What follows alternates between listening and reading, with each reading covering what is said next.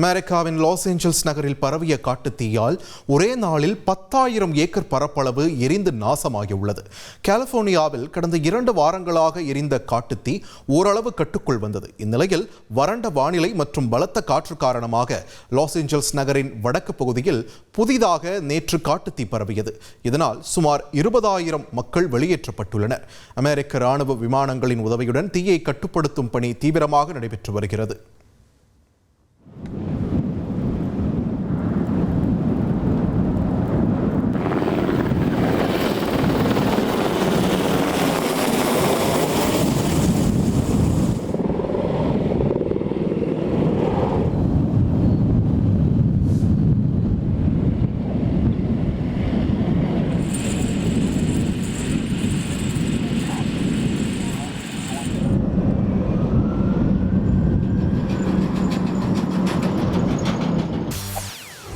செய்திகளை உடனுக்குடன் தெரிந்து கொள்ள உடனே சப்ஸ்கிரைப் பண்ணுங்க.